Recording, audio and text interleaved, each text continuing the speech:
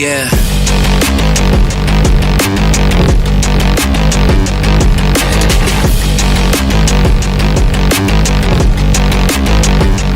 Come on.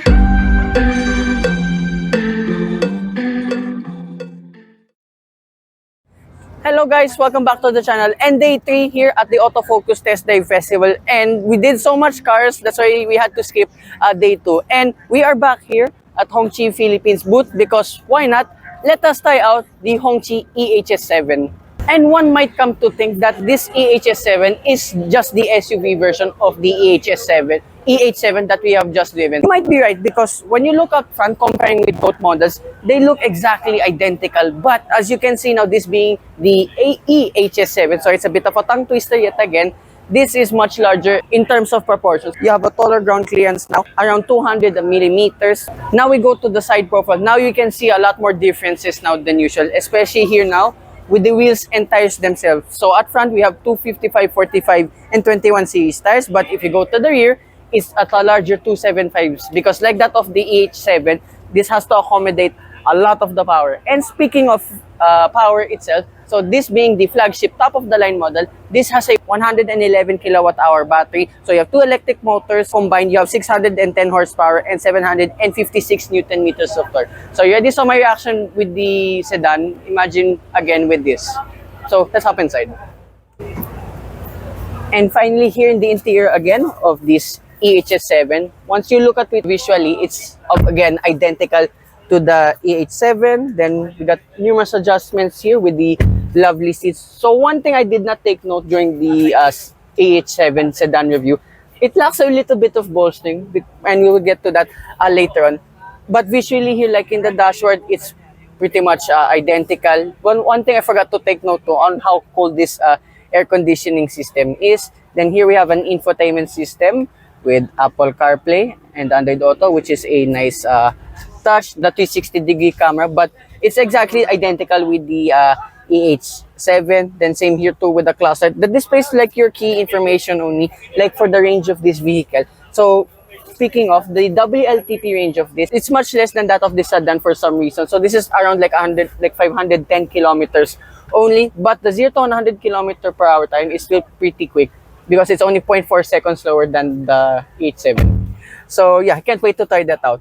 And what I've noted too, the steering is exactly the same, like very square-ish, but you get numerous buttons here. I got the hang of it, and then hopefully before we have a drive of this, we can turn off all of the safety systems because yeah, it was kind of noisy at that time. But being a Hongqi, everything here is nice to the touch. Barely hit, well, there's plastics, but not in the most important parts. Like here, everything's nice to the touch.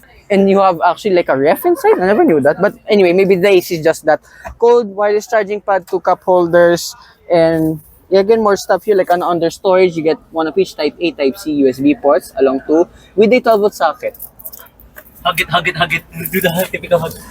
And the center console box is huggable. Now, one advantage of this EHS7 compared to the EH7 sedan is this space. Like, I mean, you can still do this in the sedan, which is very impressive nonetheless. But you have a moonroof as such. But being an SUV, you have a lot more headroom now than usual. Like, I think even 7-footers are safe to sit here at the rear. And like with the rest of this vehicle, everything here is plush, nice to the touch, and one of the most comfortable rear seats of any luxurious SUV I've sat in so far. Then you get here 2 pop-out style cup holders. This is very European, I have to say. Then map pockets on either side, 2 air conditioning vents, and one of each type A and type C USB ports. Right, it's been days since I've driven the EH7. Let's have a ride with this EHS7. Can I explore it now? A bit. Go. To 60. Oh my days, this is fun. What away with Marcos? This is his first ever EV to drive, I think. That's third. Third.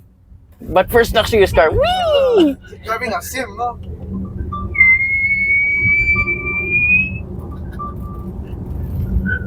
The brakes are good. Hindi mo siya, It's Brembos eh. Just testing natin kung saan. It's in-vehicle simulation. Whoa! That's cool. It's if I rev it. Hindi, we can't rev it. Not yet. A little bit.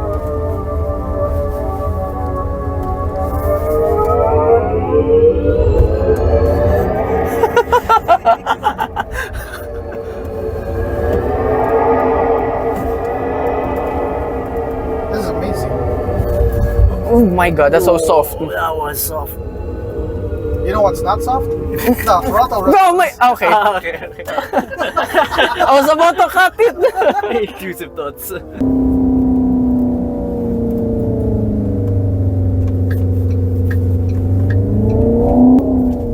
also fast.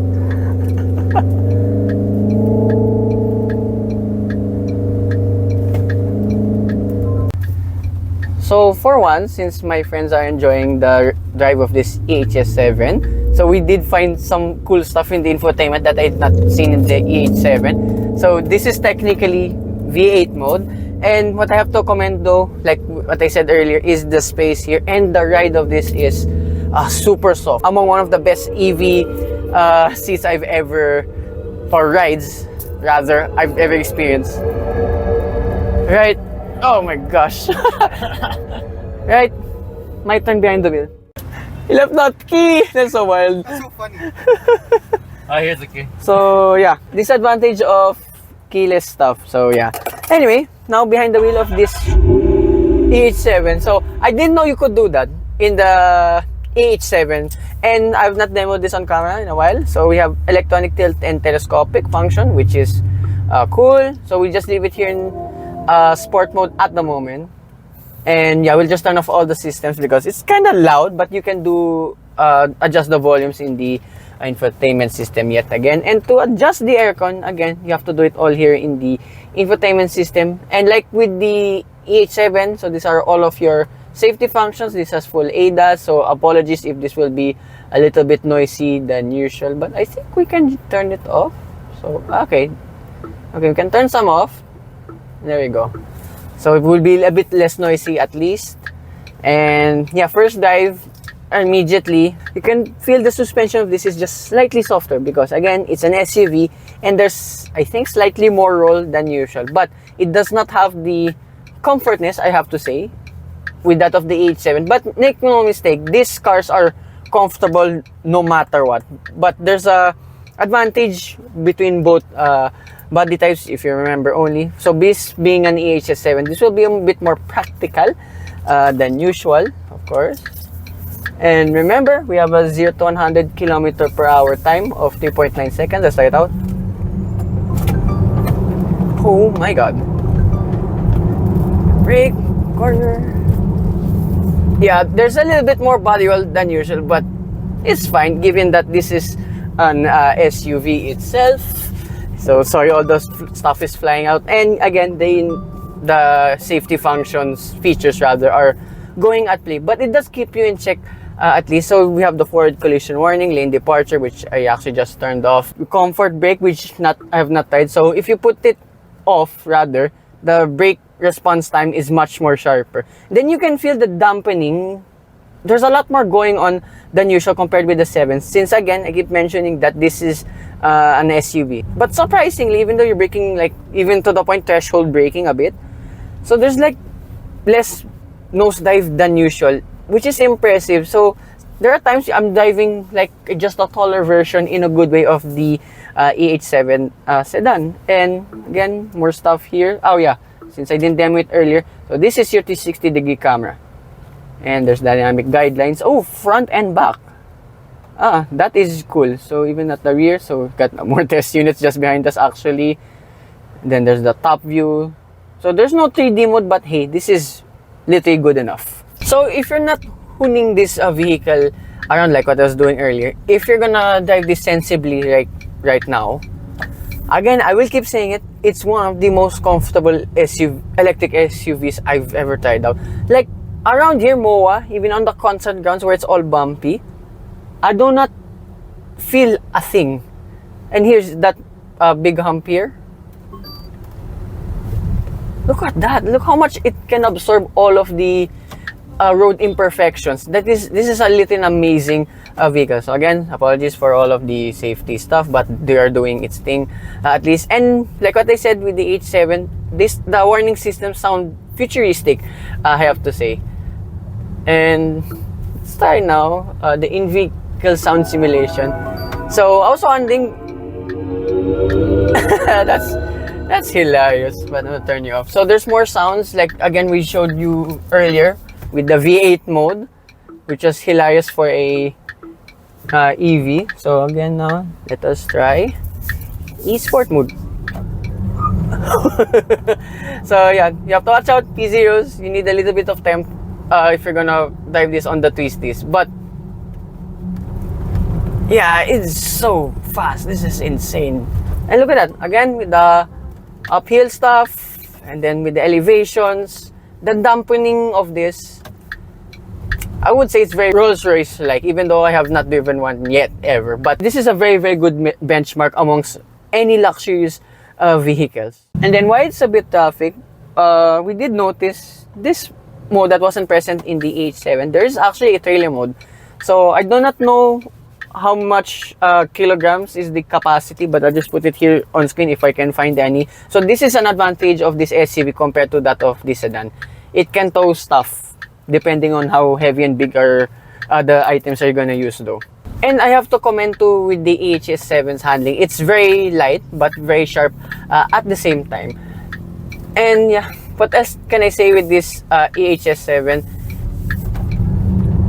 It's a wild car. Wow, one of the more insane SUVs I've tried out so far.